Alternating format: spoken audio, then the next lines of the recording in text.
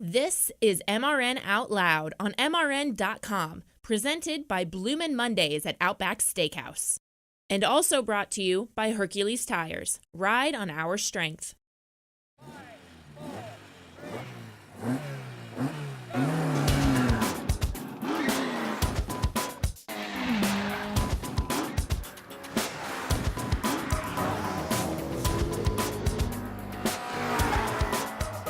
Welcome to MRN Out Loud from Outback Steakhouse. Woody Cain and Joey Meier with you, talking about what happened at Texas Motor Speedway and what might happen at Bristol coming up this week. And it is, if you're watching or listening on a Monday, a Bloomin' Monday, because Kevin Harvick does it again, another top 10 finish. What do you figure the onion bill is at Outback right now? Just get out of the house and go get an onion. I mean, it's free. It's literally, they're just giving you free. A Bloomin' Onion. Yeah, for free. For years and any other day except for Bloomin' Monday, you have to pay for it. Right. And now you don't. Take a friend. It is like 3,200 calories. It's some ridiculous amount of intake of food. You don't have to eat the whole thing. Get an appetizer and take a friend and make a whole meal. I do know of people, they actually give either quarters or halves away during these Bloomin' Monday, which is kind of cool. Yeah, and a lot of people share them. When we went last time, you and I and two other people shared it. Exactly. And we had plenty. So, but it's free. Yeah, it's you can't beat free. It's like a glass of water. Yeah.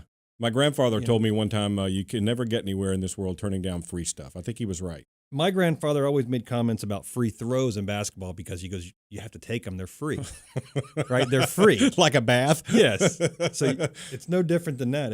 It's free. It's free. You can't get any better. Like, they're not going to pay you to eat it. They're not. They're not going to do that, but they will give it to you for nothing. So go by, check them out. But if Kevin Harvick and Rodney Childers continually put up top tens, then you get free Bloomin' Onion. And they're going to be a factor at the end of the year, which we expected going in, so not really a surprise there. However, another win for Joe Gibbs Racing. They are on fire this year. Between them and Team Penske, they're dominating everything. You know, it's been what was the stat I saw? It's been last year at Phoenix, was it? That's really weird. Yes, it's another team, another organization. Now, of course, we're counting Truex as being a Gibbs affiliate in there, but still, that's pretty much domination. And it's kind of unusual because the two teams are so different, right? The Toyota teams of Gibbs and Truex of last year, and the Team Penske, the three with Wood Brothers affiliate, those four cars, they're so different. They're not comparable. And the tracks that we've run good at, it's not like Team Penske has been all good at one style of track and Gibbs has been another style. And it's not like any other team hasn't run good. Right. You know, we saw teams yesterday that were running good and had issues. Ryan Blaney had a fitting break loose. Paul Menard, top three, had a wheel come loose. Those are other teams that could have won. Like a grocery store cart wheel? Yeah, exactly. And then, but these two companies continually put cars in victory lane, and Denny Hamlin did everything in his power not to win yesterday. Overcame two penalties and a mistake. And a mistake, missed pit road and had two pit road issues and still won. And it shows you what this configuration does when you have good cars and you have good strategy and you really can race these packages well. And Texas was, I think, in my opinion, exactly what NASCAR was looking for in the direction when we went to better racing or more configuration changes in this direction. I think Texas was the quintessential. Oh, you like that? Very nice. Yep. Package result of what those guys down in Daytona, when they said this, we're going to make some changes. I truly believe Texas displayed what they were looking for. Now, were you like a kid at Christmas when you saw the Tire Dragon? we have. Look, he's here. He's here. I was going to show you. I got a tattoo of the Tire Dragon. No, you didn't. You're right. I didn't. Okay. Okay. I was going to say that would be really bad. I think your wife would have something to say about that. Yeah. Well, it depends on where I put it. I mean, if you did it, you'd have to have it say underneath it, right? Like the symbol of the dragon with There's so many jokes there. All right, well, instead of doing that, why don't we see what Denny Hamlin, you mentioned he talked about the pit road challenges. Denny's number 3 cut, guys, was the one we were talking about here where he had a ton of issues on pit road. Ran out of fuel. I know, it's amazing. It was we ran out of fuel early day. in the race. I passed pit road and we ran out. That cost us, I don't know, 6, 7. It was a lot. It seemed like a lot. I lost the straightaway to everybody else. 327 cars by my count, but maybe not that much. And then I tried to come to pit road hot, and I about spun out, and I had to let off the brake to keep from spinning out. And then I knew I wasn't going to make pit road, so I had to check up and then lose another 4 or 5 seconds under another green flag sequence, and then I was just beating my head against the steering wheel, thinking, man, we're gonna finish bad with a really fast car, and we just kept digging, and Chris kept doing a good job at encouraging us that we had a long way to go, and we kept passing cars, and I think at some point we passed everyone for sure. There you go. Denny Hamlin, Joe Gibbs, and Chris Gabehart. The new matchup between Denny and Chris is working out pretty well so far. Yeah. Yeah, push your button there. Got to push the there button. You we got go. new push to talks are cool. I like them. Except for when you don't push when you them. forget. Yeah. Operator error. Well, they're cough buttons, really, right? Yeah, That's right. what they're for. But no, the new combination, and Denny's always looking for that little bit. You know, they ran good last couple of years with Mike Wheeler, but they have the new crew chief now, and those guys are off to a fantastic start with their second win of 2019. And again, they just kept fighting and had a good enough car and good enough strategy, and everything worked out. And then here they are in victory lane again. So what can you say? Yeah, they're off to a definite good start. As we saw in the race, though, we've seen guys sink themselves by having one penalty on pit road or one mistake on pit road. And here he described a handful, and that still wasn't enough to knock them out of contention. Now, his teammate Kyle Busch was up there for a while and looked like he might get another win, but then I don't know what the issue was. He skates up the track, a few laps later scrapes the wall and has to come pit and can't get back up to the front. Yeah, the only difference that you can say between the two is Denny's problems were a little bit earlier, and then Kyle's was a little late. They both had very competitive cars. Really, honestly, when the race started, thought the 18 was going to sweep. He just had that. He had that eye of the tiger, if you will. And have you seen the race fan that has the hats with he has the 203, 201. No. Every race he wears the hat. Like he X's out one and puts a new number? It's a new hat.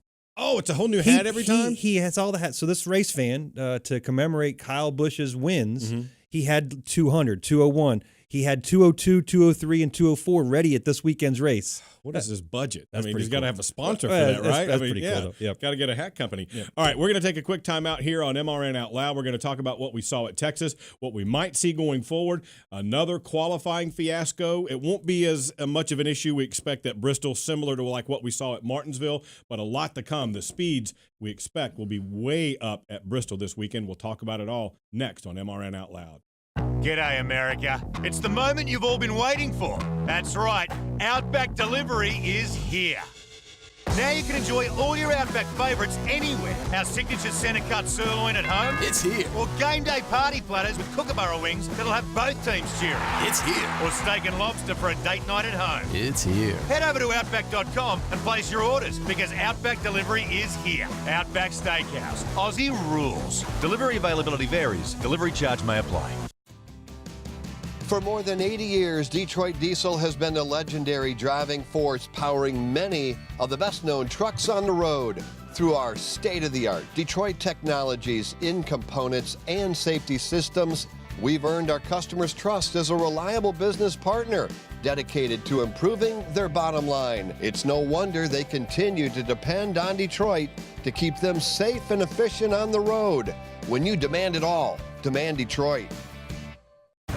Check out MRN.com for a new podcast series called The Tough Trucks of NASCAR. 25 years and still trucking. We'll take you back to some great races. Benson to the bottom of the racetrack. This is the race for the lead and the win at Michigan. And some wild moments. One truck is in the air. Matt Crafton upside down. And we'll let you hear the stories behind them. He was too bullheaded to let me pass him, and I was too bullheaded to let him have it. Download the show for free on iTunes and at MRN.com.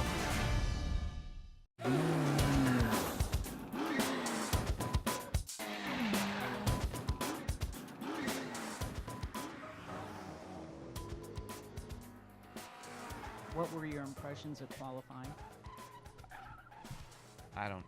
It doesn't matter. I mean, do you have a solution for it, or do you think that we need to go to single file? I mean, is there anything that we can do? If y'all are talking about it, then it's working, so keep talking about it. As far as drivers go, we really have no say, so it doesn't matter. We do whatever we're told.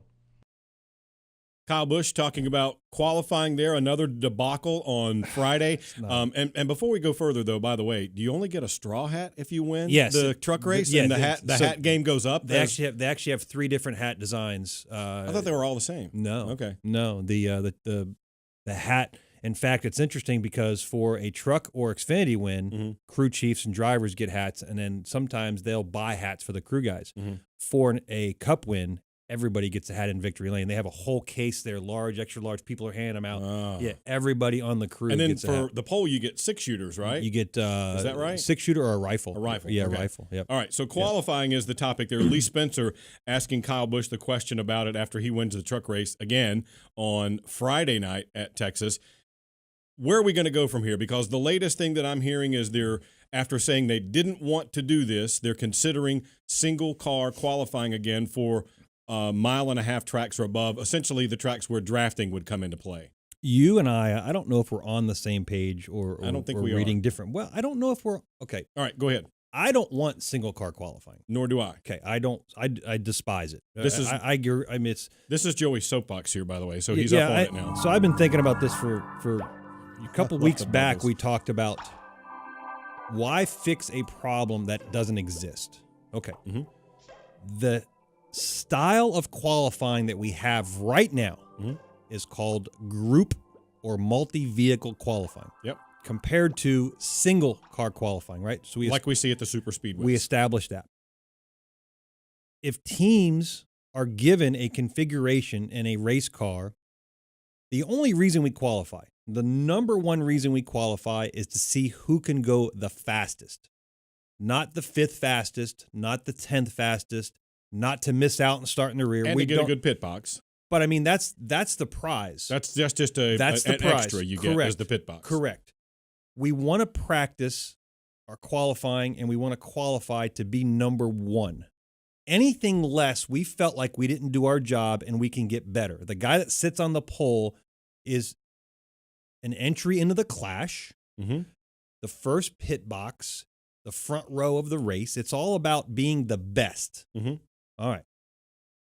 In single car qualifying, you did all this stuff to the car to go out and try to run a single lap and challenge you against the racetrack one at a time.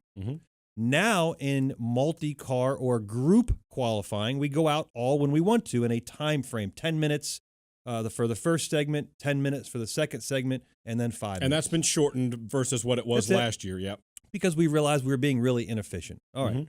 Now, when NASCAR has come up with a configuration that we're running now with the drag ducts, the tapered spacer, the humongous splitter, the humongous spoiler. And less power at many of the tracks. It's at 550 horsepower, give or take. These cars are drag limited.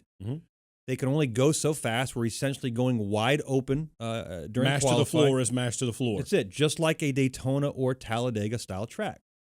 If there is some way that I can reduce drag on this race car, it's going to go faster. So these guys work in the garage as much as they can to make this car as lean or as efficient as possible. The best way to do it is put a car in front of them.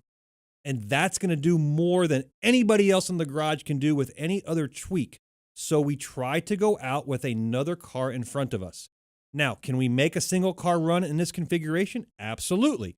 But we know right away that a car that's going to be in the draft is going to beat us. We're racing.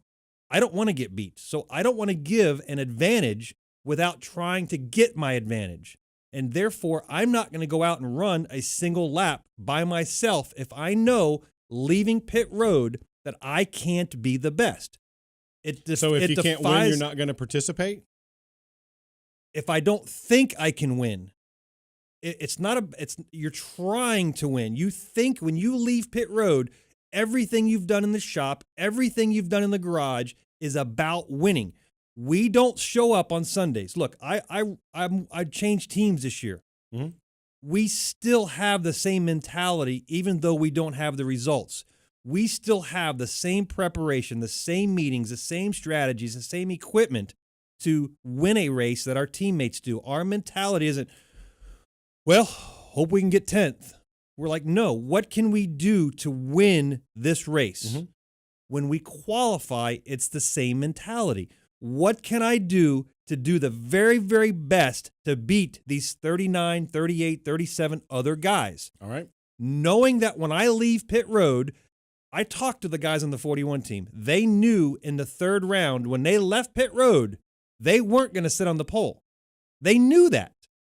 But they could have had it been, for example, like Auto Club, where nobody went and nobody got a time. That was their role. Maybe that's the strategy they're thinking. We're going to go because nobody's going to go. So if we roll around at a reduced speed, then we can be the only one to get a lap, and we'll be on the pole. That was their roll of the dice. But when they set their car up, they knew it wasn't going to be good in the draft and qualifying.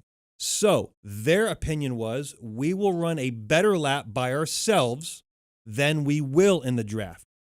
So they still did what was best for their team to get the most efficient run in qualifying for their team. Mm-hmm. They didn't want to be fourth. They didn't say, well, we think we can get fourth or fifth. No. They said, if we draft, we're probably going to be slower.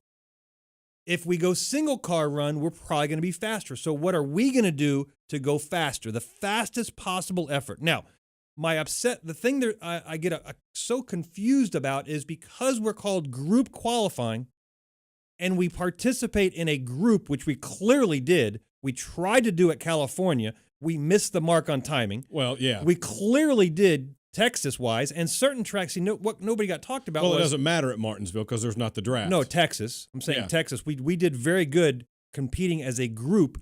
What really got overlooked at, some cars only made one lap. Mm-hmm. Because in the last round you would anyway, though, right? No, we made 2 laps. I'm not counting the get up to speed lap, though. No, but there's 2 timed laps. You're allowed to run as many laps as you want. We figured 2 timed laps would be our fastest because the restrictor plate style engine takes that long to get going. Even Daniel Suarez made 2 laps single file. Right, but you got to do 1 to come by and get the flag, and that's the point. If you don't take the flag in time to complete the lap, then you, like at Auto Club, if you don't get to that first flag, are you counting that lap? No. The get up to speed lap? I'm talking about you roll off pit road, you come to the start-finish line.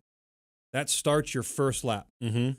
Then you come by the start-finish line the second time to complete your second lap. Mm-hmm. Where a lot of guys, what I mentioned back in Ontario is, look, the teams are going to find the solution themselves, and they did.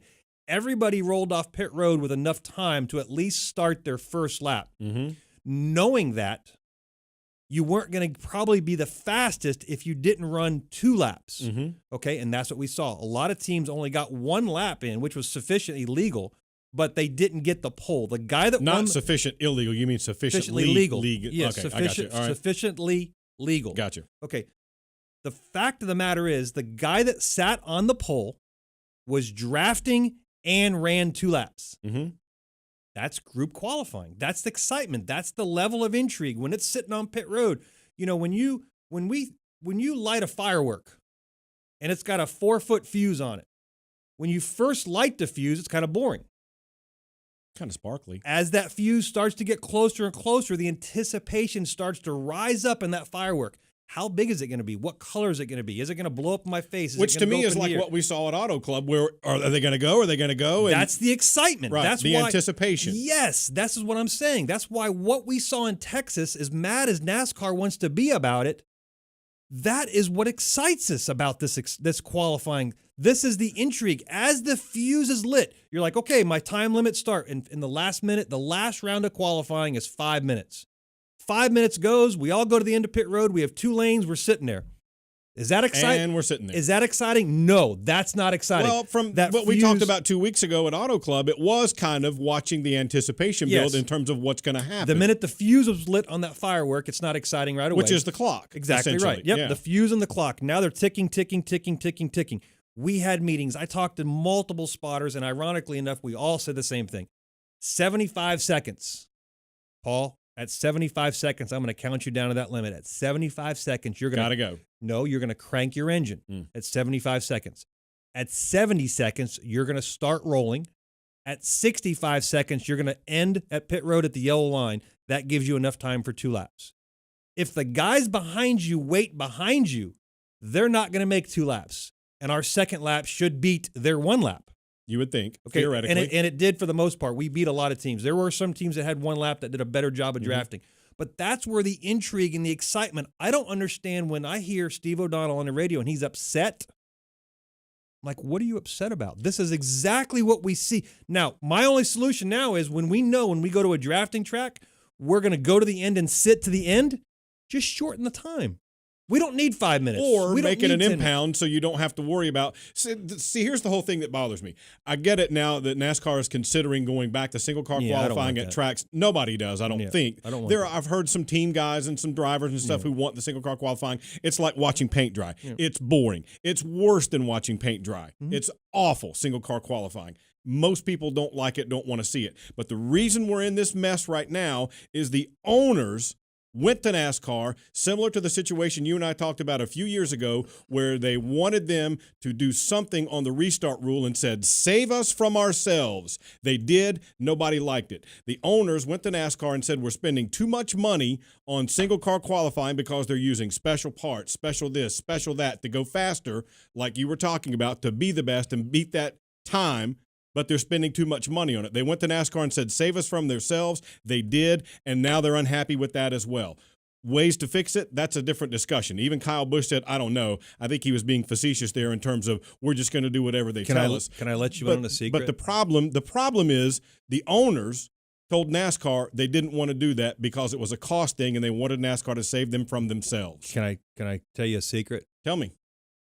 What we did for Friday night's qualifying efforts, we would have done for single car qualifying. We're still doing all the extra expense for a qualifying car, different brakes, different oils, different packages for qualifying, different springs, different shocks. The car travels different. The car handles different. It's why Daniel Suarez and Kevin Harvick didn't want to be in the draft, because their cars weren't going to handle well. Well, because they were going off of what they learned at Auto Club and figuring if that happens again, I'm not going to have that happen, right? I mean, they're not going to worry about the draft because they can then get screwed by not completing a lap like happened at California. Their cars were in a qualifying mode, right? Period. They ran different things for qualifying. They spent more money to qualify than they would have if we had impound racing like we did at Martinsville. Years ago at Martinsville, we would run different brakes for qualifying because they were a little lighter. And that's what I'm talking about. That was going on the qualifying side, and still owners. Well, then how do you fix it? With an impound? Is that the only way to fix it? If we're only controlling costs, yes. But that was the impetus for this. But if we're only controlling costs, but from a qualifying standpoint, I thought what we saw on Friday was very intriguing, a result that was fantastic. Hendrick had the front row. And realistically, if the only thing we're complaining about is the end of pit road sitting there, just cut the time back. See, that doesn't bother me. I know a lot of people lost their mind starting at Auto Club with it about that was awful, that was terrible, that we don't want to see that ever again. And you and I talked about it the very next show, that it was compelling watching them try to figure it out. Yes. And I think the same after what we saw at Texas. The compelling part is watching them try to figure it out. Mm-hmm. Now, whatever iteration that takes is a different animal entirely, but watching them try to figure it out in real time, to me, is compelling, way more compelling than awful, horrendous single-car qualifying. Well, single-car qualifying was the baseline we had for 50 years. I don't know about it being awful. It was just a procedure we had to qualify. A lot of places, a lot of racetracks didn't even have fans into the track for qualifying. You showed up after qualifying. But that's been the case for years. Correct. TV decided, along with NASCAR, to say, hey, this qualifying thing needs to be exciting. And we help us make a show. Yeah, we did that. We got fans of the racetrack on Friday, so forth, whatever. That's the procedure we have now. It's no longer a non-event. It's become an event. Mm-hmm. But realistically, I don't understand the angst and the anger towards the race teams on what we saw on Friday, because Friday is intrigue. In other words, Martinsville was the same procedure, but because drafting wasn't a part, doesn't matter. It doesn't matter. Bristol, we're not going to see a whole lot of people upset over the same procedure because a draft won't be right. It won't make an impact. Correct. But so essentially, Bristol and Martinsville are single car qualifying, but we just have multiple cars on the track. Mm-hmm. That's the only difference. It's single car procedures because the car in front of you is not affecting you. Right. At a place like Texas, it's not single car. It is group or multi-car qualifying. And what we saw Friday, in my opinion, after watching it, was fantastic. I don't disagree. I don't disagree with that either. It's like we talked about at the time when you and I said this thing, when we were talking about it after it first happened at California. The compelling part is watching them try to figure it out. And you mentioned who's mad at who. Well, NASCAR is mad at the drivers for not going. The drivers are mad at NASCAR for putting them, what they say is in this box. Sure. But the owners are the ones that started this by going to NASCAR and saying, save us from ourselves. Well, yeah. I don't think I don't want to argue about the previous or discuss the previous owner's issues. The drivers. But that's why we are where we are. Okay. And in the same token that you don't think that people should be mad at the teams, I don't think the teams should be mad at NASCAR when they were the ones who insisted that they do this. I don't know if the teams are so much upset.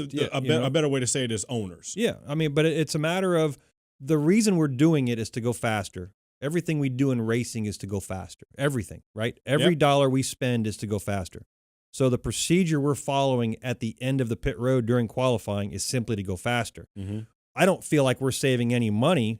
In other words, if we went to Texas tomorrow with the same rule package, except for we're only going to allow single car qualifying, the amount of money differently spent would be minimal because we've already have the configuration changes of the race cars for qualifying for speed, not to run the 500 miles. Yeah, but what they're telling him is we are spending that money and save us from ourselves. That's how we got into this mess. Anyway, the next time that will come up will be at Kansas. We won't worry about it at Bristol coming up this week.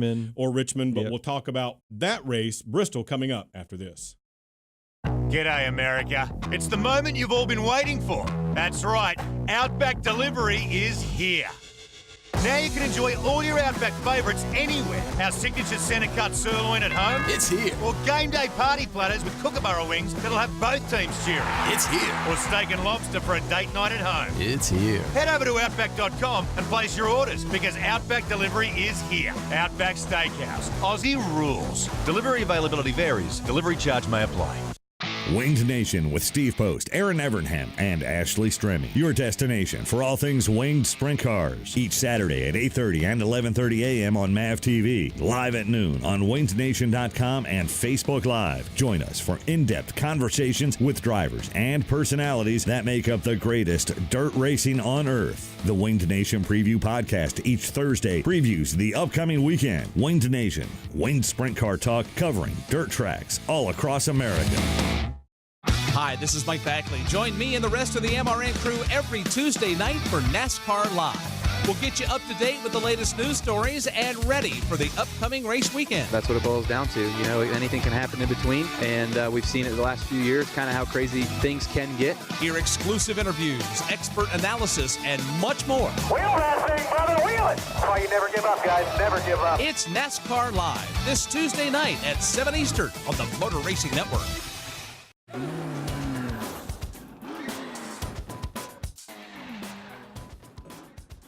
Back on MRN Out Loud, presented by Outback Steakhouse. Another bloomin' Monday if you're checking us out on a Monday because Kevin Harvick got another top 10 finish. All right, now we head to Bristol.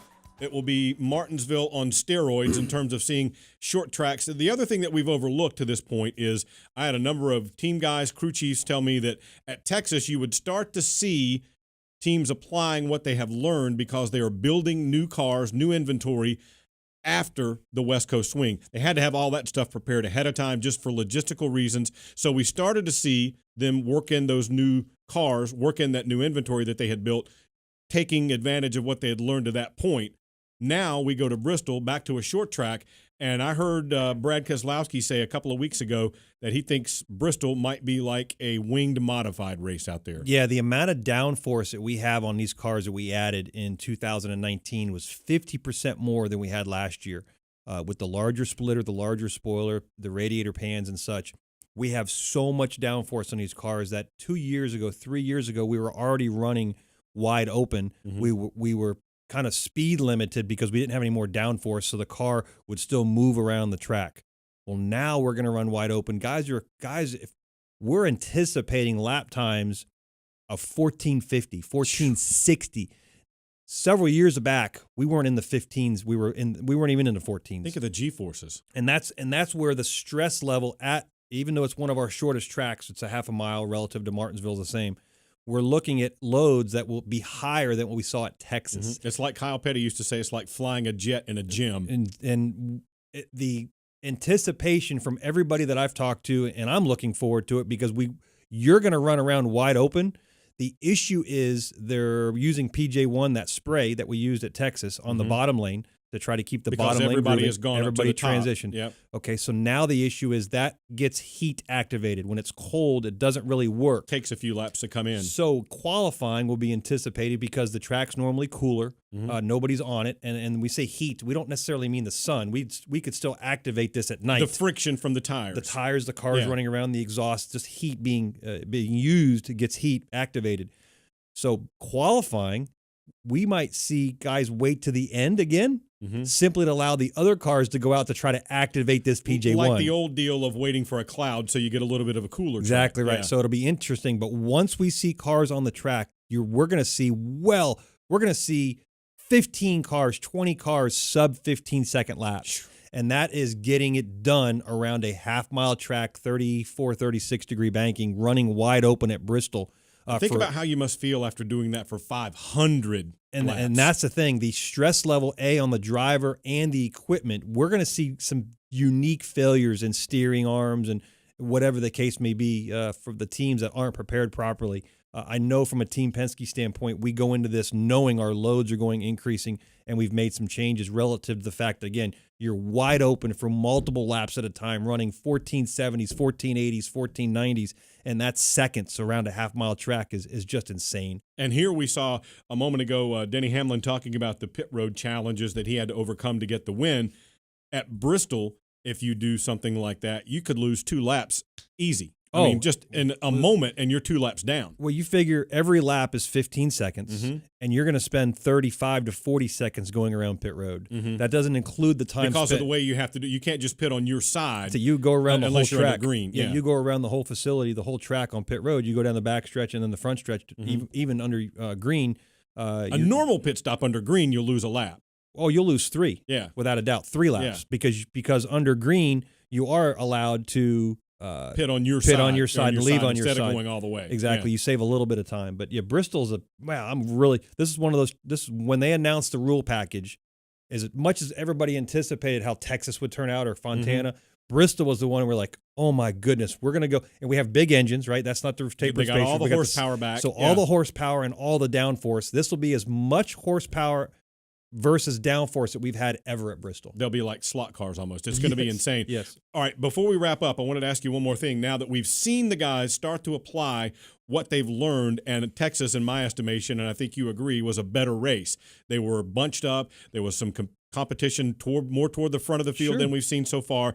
So, to the naysayers who were saying this package is awful, this is the way it's going to be all year, you and I talked about before the season started, they will learn, they will evolve. The teams that are good are still going to be good, and they'll figure it out. Have we entered sort of a new phase now where that figuring it out is going to make the package perform like what people hoped it would? 2 things that I've always said, and I said it after California, and I'll say it again after Texas. Every track still has a personality.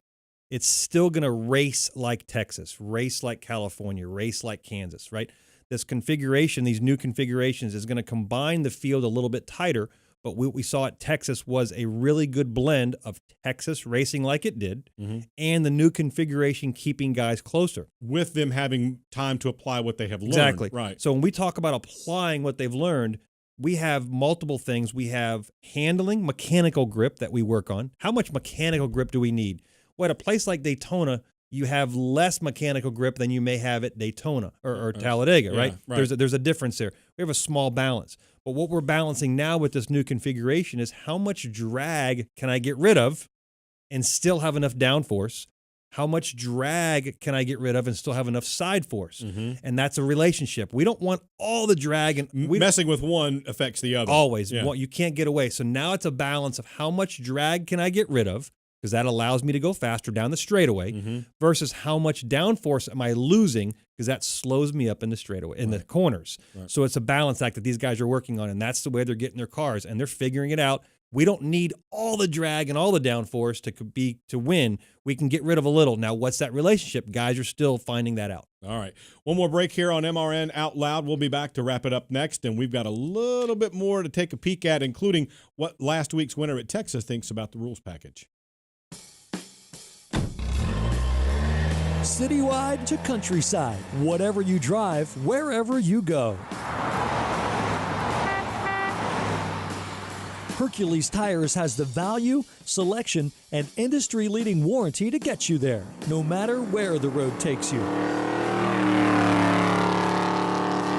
To learn more, visit HerculesTire.com. Hercules Tires, ride on our strength. G'day, America. It's the moment you've all been waiting for. That's right, Outback Delivery is here. Now you can enjoy all your Outback favourites anywhere. Our signature centre cut sirloin at home. It's here. Or game day party platters with Kookaburra wings that'll have both teams cheering. It's here. Or steak and lobster for a date night at home. It's here. Head over to Outback.com and place your orders because Outback Delivery is here. Outback Steakhouse. Aussie rules. Delivery availability varies. Delivery charge may apply. Hey guys, Corley Joy. Join me and my friends Lauren Fox and Daryl Mott on the Sunday Money Podcast. We talk racing. What happened in California? Like what? Because Yeah, they all sat at the end of pit road waiting for one guy to be the sacrificial lamb, and nobody wanted to do it. And just life. Did you fall in love on TV? No, definitely not. I could not. Plus, you never know who might stop by. Young Ryan Blaney's here with something in his hand. I brought you our script because you guys are like our show. So it's Sunday Money on MRN.com, iTunes, Spotify, or wherever else you listen to podcasts. It's so different now. I mean, it is so different. When you go to these racetracks, you can't look at past winners and past trends and histories. All that stuff is just no good anymore. You got to just start from scratch, and we're all learning together. There you go, Denny Hamlin talking about what we were mentioning, the process of trying to figure out this new package. And I think it feels like, anyway, after Texas, they're moving in that direction to let it get to its full potential. It's amazing how many stats spotter, driver, crew chief, everybody in the field on your team looks at previous races from pit road selection. Honestly, we have charts that I can tell you were pit stall 23, the last 17 Texas races, who had them and where that pit stall finished. Like, that's how detailed oriented we get. We want to make sure we're not getting into a trap of picking a bad pit stall. Right. Nowadays on throw track, all that away. we throw a lot of that stuff away because we realize that the configuration of these cars is totally irrelevant to past history. There's nothing we can go back to, even though we've had high downforce and low horsepowers and low drag and 5x5 valence and spoilers and all this stuff that we've had, Gen 4, Gen 5, Gen 6, all these different configurations in the past simply don't apply now. It's really interesting in the fact the only two tracks that we had, Daytona, we had the beginning of the year we could look at previous, and now we go forward, we're going to have more drag with a little more horsepower with the tapered spacer. We don't even know how that's going to play out. So something as simple, what used to be as simple as a restrictor plate race, because everybody just ran around wide open and it was really simple. Now we've changed even that. Martinsville was different on how the cars qualified. We actually had higher corner speeds at Martinsville with slower straightaway speeds. Which is just odd. It's backwards. It's completely backwards. That's the first time that we've had that relationship. So even the shortest track we've gone to, Martinsville, is providing intricate, detailed differences than we had in the past. That you look back on your notes, what worked, it doesn't matter. You can just set those on fire. That's why we're seeing teams, Front Row Motorsports, again, 2 weeks in a row now, a great finish. Michael McDowell, a lead lap finish, because now it has brought the team together. And isn't that the whole point? Exactly right. We've tried to make the lower funded teams able to compete with the higher funded teams. And again, the cream is still going to rise to the top. Eventually, I get that Team Penske and Gibbs have, what you'd say, dominated the field lately, but it's not because they're dominant. It's because each team, it's not the same driver winning. It's the same company, but we have, they just have a different set of problems to figure out. We essentially have 8 teams. Yeah. Right? We have 8 teams, 2 companies. But you have a bunch of other teams. We've seen the RCR guys qualify really, really well. And not race quite and not as well. race well. So they're still figuring things out. Hendrick Motorsports sat on the front row at Texas, so they're competing at a higher level. And a really solid run for Jimmy Johnson and William Byron. William Byron, exactly right. They were in the top 10 again. So you're seeing the performance close together, and that's what the teams are still trying to tweak on as we move forward. But you can't look at your past notes, and I think that's what Denny Hamlin was commenting on. All right, we've got a busy week ahead coming up on the Motor Racing Network. Don't forget NASCAR Live every Tuesday at 7 o'clock Eastern Time. Don't forget Bloomin' Monday. If you're checking us out on a Monday, Kevin Harvick, keep staying off with those top 10 finishes. They will give you the free Bloomin' Onion at Outback Steakhouse by going by. Also, our next podcast, The Tough Trucks of NASCAR, 25 years. I can't believe it's been that long. That will drop this week as well. It's episode number 7. All that is coming coming up. Check out MRN.com for more details about that. I'm Woody. He's Joey. We'll see you right back here next week.